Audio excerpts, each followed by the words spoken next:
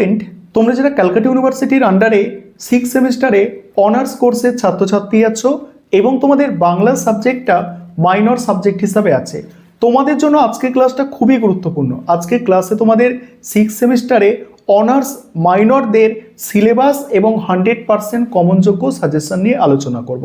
আবারও একবার বলে দিই, তোমরা যারা অন্য কোনো একটা সাবজেক্টে অনার্স নিয়ে পড়াশোনা করছো কিন্তু তোমাদের বাংলাটা মাইনর সাবজেক্ট হিসাবে আছে, তোমাদের জন্য আজকের সিলেবাস এবং সাজেশন আলোচনা। এমডিসি কোর্সের ছাত্রছাত্রীদের জন্য আজকের ক্লাস কিন্তু নয়। তাহলে চলো তোমরা সম্পূর্ণ সিলেবাস এবং সাজেশন দেখে নাও। আমি স্ক্রিন রেকর্ডের মাধ্যমে আলোচনা করছি। তোমাদের যে দুটি পেপার পড়তে হচ্ছে এই সেমিস্টারে মাইনর হিসাবে, প্রথম মাইনর পেপার কোড MN3, সেখানে বাংলা সাহিত্যের ইতিহাস আধুনিক যুগ, এবং MN4 পেপার দ্বিতীয় মাইনর, এটা হচ্ছে বাংলা সাহিত্যের প্রবেশক পাঠ। এবার তোমরা বলতে পারো যে আমাদের মাইনর 5, 6 কেন হবে না? এটা যারা এমডিসি কোর্সের স্টুডেন্ট তাদের 5, 6 হবে, তোমাদের মাইনর 3 এবং মাইনর 4 হবে। আশা করি বিষয়টা বুঝতে পারলে। এবার তোমরা সম্পূর্ণ সিলেবাস এবং সাজেশনটা বুঝে নাও। তোমাদের মাইনর পেপার হিসাবে যে দুটি পেপার পড়তে হবে তার সিলেবাস প্রথমে দেখে নাও, তারপর সাজেশন নিয়ে আলোচনা করব। তোমাদের প্রথম মাইনর পেপার 6 সেমিস্টারে বাংলার ক্ষেত্রে থাকছে যেটা MN3 পেপার। পেপারটির নাম হচ্ছে বাংলা সাহিত্যের ইতিহাস আধুনিক যুগ। সেখানে 3টে মডিউল আছে। প্রথম মডিউলে বাংলা প্রবন্ধ আর গদ্য আছে, সেখানে দেখতে পাচ্ছ তোমরা কি প্রবন্ধ কি গদ্যগুলো আছে। এবং তারপরে মডিউল 2 থেকে থাকছে কবিতা এবং নাটক, কাব্য কবিতা এবং নাটক। 3 নম্বর মডিউলে থাকছে দেখো উপন্যাস আর ছোট গল্প। এই হচ্ছে তোমাদের প্রথম মাইনর পেপারের সিলেবাস। এবং দ্বিতীয় মাইনর পেপারটা দেখো, দ্বিতীয় মাইনর পেপার যেটা পেপার কোড হচ্ছে MN4। এই পেপারের সিলেবাসে দেখো কবিতা থাকছে, পেপারটির নাম বাংলা সাহিত্য প্রবেশক পাঠ। এখানে কবিতা থাকছে, অনেক বড় সিলেবাস তোমরা দেখতে পাচ্ছ। এবং তারপরেই থাকছে ছোট গল্প এবং তারপর নাটক। ঠিক আছে, এই হচ্ছে সিলেবাস। এবার তোমরা এই দুটি পেপারের সম্পূর্ণ 100% কমনযোগ্য সাজেশনটা বুঝে নাও। প্রথমে তোমরা MN3 পেপার অর্থাৎ বাংলা সাহিত্যের ইতিহাস আধুনিক যুগ, এই পেপারের সাজেশনটা দেখো। প্রথম প্রশ্ন, যেগুলো মোস্ট ইম্পর্টেন্ট প্রশ্ন তার পাশে স্টার দিয়ে চিহ্নিত করা আছে। প্রথম প্রশ্ন, বাংলা গদ্যের বিকাশে বা পাঠ্যপুস্তক রচনায় ফোর্ট উইলিয়াম কলেজের পণ্ডিতদের অবদান আলোচনা করো। নেক্সট, দ্বিতীয় প্রশ্ন, বাংলা গদ্যের জনক হিসাবে ঈশ্বরচন্দ্র বিদ্যাসাগরের কৃতিত্ব, অথবা দিয়ে প্রশ্নটা আসতে পারে তার গদ্যরীতির বৈশিষ্ট্য ও সমাজ সংস্কারমূলক রচনার পরিচয় দাও। 3 নম্বর প্রশ্ন, বাংলা প্রবন্ধ সাহিত্যে বঙ্কিমচন্দ্র চট্টোপাধ্যায়ের অবদান আলোচনা করো, বা প্রশ্নটা ঘুরিয়ে আসতে পারে কমলাকান্তের দপ্তর বা বিবিধ প্রবন্ধ অবলম্বনে বঙ্কিমচন্দ্রের প্রাবন্ধিক সত্তার পরিচয় দাও।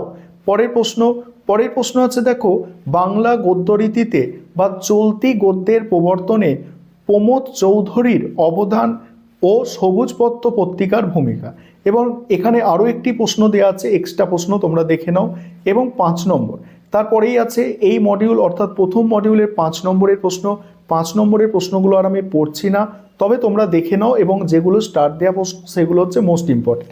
যেমন দেখো, কালীপ্রসন্ন সিং ও হুতম প্যাঁচার নকশার গদ্যরীতির বৈশিষ্ট্য, প্যারীচাঁদ মিত্রের আলালের ঘরে দুলালের ভাষা ও আলালি ভাষা বলতে কি বোঝো, ভাষা বা আলালি ভাষা বলতে কি বোঝো।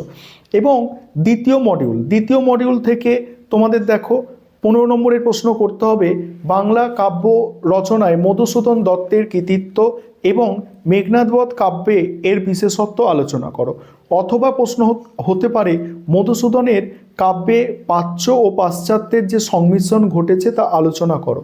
তারপরেই আছে বিহারীলাল চক্রবর্তী থেকে বাংলা গীতিকবিতার ধারায় ভোরের পাখি বিহারীলাল চক্রবর্তীর অবদান আলোচনা করো। নেক্সট হচ্ছে রবীন্দ্রনাথ ঠাকুর, বাংলা কাব্য সাহিত্যে রবীন্দ্রনাথ ঠাকুরের বিবর্তন বা তার গদ্যরীতির বৈশিষ্ট্য আলোচনা করো। অথবা প্রশ্ন হচ্ছে রবীন্দ্র কাব্য প্রকৃতি ও প্রেমের সম্পর্ক বিচার করো। নেক্সট দেখো, জীবনানন্দ দাশ থেকে রবীন্দ্র পরবর্তী বাংলা কবিতায় জীবনানন্দ দাশের স্বাতন্ত্র্য বা তার কাব্যের চিত্ত রূপময়তা ও ইতিহাস চেতনা বিচার করো। দীনবন্ধু মিত্র থেকে আছে বাংলা নাট্য সাহিত্যে দীনবন্ধু মিত্রের অবদান আলোচনা করো। অথবা সমাজ সচেতনতামূলক নাটক হিসাবে নীল দর্পণ এর গুরুত্ব বিচার করো। এবার দেখো, এবারে মানে 5 নম্বরের প্রশ্ন এখান থেকে দেখে নাও। মডিউল 2 থেকে 5 নম্বরের যেসব প্রশ্ন দেওয়া হয়েছে এবং তারপর 3 নম্বর মডিউল, এই মডিউলের সাজেশন আলোচনা করব। তার আগে একটা বিষয় তোমাদের বলার আছে, তোমাদের জন্য এই পেপারগুলির সম্পূর্ণ স্টাডি মেটেরিয়াল অর্থাৎ পিডিএফ নোটস রেডি করা হয়েছে। তোমরা যারা স্টাডি মেটেরিয়াল পারচেস করতে ইচ্ছুক আছো অবশ্যই তোমরা স্ক্রিনে দেওয়া নম্বরে যোগাযোগ করে আমাদের স্টাডি মেটেরিয়াল পারচেস করে নিতে পারো। দেখো 15 নম্বরের প্রশ্ন দেখে নাও। এখানে প্রথম প্রশ্ন, বাংলা উপন্যাসের ধারায় বঙ্কিমচন্দ্র চট্টোপাধ্যায়ের ঐতিহাসিক বা সামাজিক উপন্যাসের কৃতিত্ব আলোচনা করো, অথবা বাংলা উপন্যাসের সার্থক রূপকার হিসাবে রামকিঙ্করের স্থান নির্ণয় করো। তারপরেই আছে রবীন্দ্রনাথ ঠাকুর, ছোট গল্পকার হিসাবে রবীন্দ্রনাথ ঠাকুরের স্থান বা তার ছোট গল্পের বৈশিষ্ট্য আলোচনা করো, অথবা আছে রবীন্দ্রনাথের ছোট গল্পের প্রকৃতি ও মানবতার সম্পর্ক বিচার করো। তারপরেই আছে শরৎচন্দ্র চট্টোপাধ্যায় থেকে। এখানে কি বলা হচ্ছে দেখো, এখানে বলা হচ্ছে যে কথাশিল্পী শরৎচন্দ্র চট্টোপাধ্যায়ের উপন্যাসের সামাজিক চিত্ত ও নারী চরিত্রের রূপায়ণ আলোচনা করো, অথবা দিয়ে প্রশ্ন আসতে পারে ঔপন্যাসিক হিসাবে শরৎচন্দ্রের জনপ্রিয়তার কারণ কি। নেক্সট আছে দেখো, নেক্সট হচ্ছে তারাশঙ্কর বন্দ্যোপাধ্যায় থেকে, আঞ্চলিক উপন্যাস রচনায় তারাশঙ্কর বন্দ্যোপাধ্যায়ের কৃতিত্ব বিচার করো, অথবা দিয়ে আসতে পারে রাঢ় বাংলার সমাজ জীবনে তারাশঙ্করের উপন্যাসে কিভাবে ফুটে উঠেছে। এবং আরও একটি প্রশ্ন আছে দেখছো, এবং 5 নম্বরের প্রশ্ন এই মডিউল থেকে দেখে নাও। তারপরে দ্বিতীয় যে পেপার তোমাদের আছে MN4 পেপার, বাংলা সাহিত্যে প্রবেশক পাঠ, এই পেপারে 15 নম্বরের প্রশ্ন দেখো। প্রথম প্রশ্ন, লুইপাদের পদ, ওই কা তরু বড় অবলম্বনে চর্যাপদের মানে সাধন তত্ত্ব বা গূঢ়ার্থ আলোচনা করো, অথবা দিয়ে আসতে পারে চর্যাপদের সাহিত্য মূল্য ও সমাজ চিত্ত সংক্ষেপে লেখো। পরের প্রশ্ন, লালন ফকির থেকে সবে লোকে কয় লালন কি জাত গানটির আলোকে লালন ফকিরের অসাম্প্রদায়িক মানবতাবাদী চেতনার পরিচয় দাও।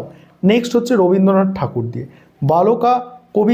বলাকা কবিতায় যে মানে গতিবাদ বা চঞ্চলতার প্রকাশ ঘটেছে তা আলোচনা করো, অথবা যৌবনের জয়গান হিসাবে বলাকা কবিতার মানে সার্থকতা বিচার করো।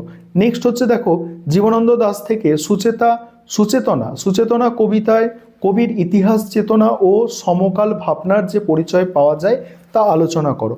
তারপর বাবরের প্রার্থনা কবিতায় যে নিঃসঙ্গতা, অবক্ষয় ও ভবিষ্যৎ প্রজন্মের জন্য পিতার যে আরতি প্রকাশ পেয়েছে তা বুঝিয়ে দাও। তারপর এখান থেকে 5 নম্বরের প্রশ্ন তোমরা দেখে নাও। আমাদের আবারও বলছি সম্পূর্ণ স্টাডি মেটেরিয়াল রেডি আছে। এখানে 15 নম্বর, 5 নম্বর এবং 1 নম্বরের যে এসএকিউ থাকে স্টাডি মেটেরিয়ালের মধ্যে সম্পূর্ণ তোমরা প্রশ্নের উত্তরগুলো পেয়ে যাবে। এবার মডিউল 2 থেকে দেখো, মডিউল 2 থেকে যে প্রশ্ন আছে দেখো, মডিউল 2 থেকে 15 নম্বরের প্রশ্ন দেখো। প্রথম প্রশ্ন আছে রবীন্দ্রনাথ ঠাকুরের শাস্তি ছোট গল্পে চন্দরা চরিত্রটি বিশ্লেষণ করো, অথবা চন্দরার অভিমানী কি ট্র্যাজিক পরিণতির কারণ গল্প অবলম্বনে আলোচনা করো।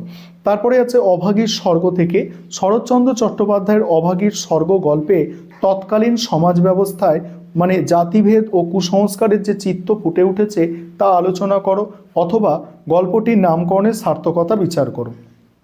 পরের প্রশ্ন আছে আদাব গল্প থেকে। আদাব গল্পে সাম্প্রদায়িক দাঙ্গার পটভূমিতে দুটি ভিন্ন ধর্মের মানুষের মানবিক সম্পর্কের যে চিত্র সমরেশ বসু এঁকেছেন তা বিচার করো। নেক্সট আছে হারানের নাচ জামাই থেকে, এই গল্প অবলম্বনে তেভাগা বা কৃষক আন্দোলনের প্রেক্ষাপট আলোচনা করো, অথবা গল্পে ময়না চরিত্রটির ভূমিকা বিশ্লেষণ করো। এবং 5 নম্বরের প্রশ্ন এখান থেকে দেখে নাও তোমরা।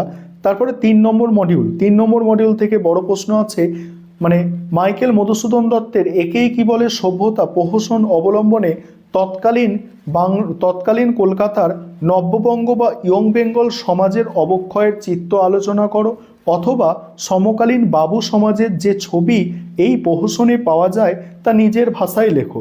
তারপরে আছে নবকুমার একে কি বলে সভ্যতা অবলম্বনে কেন্দ্রীয় চরিত্র নবকুমারের চরিত্র বিশ্লেষণ করো। তারপরেই আছে প্রহসনের সার্থকতা, ঠিক আছে। এবং 5 নম্বরের প্রশ্ন দেখো, এই হচ্ছে তোমাদের সম্পূর্ণ সাজেশন।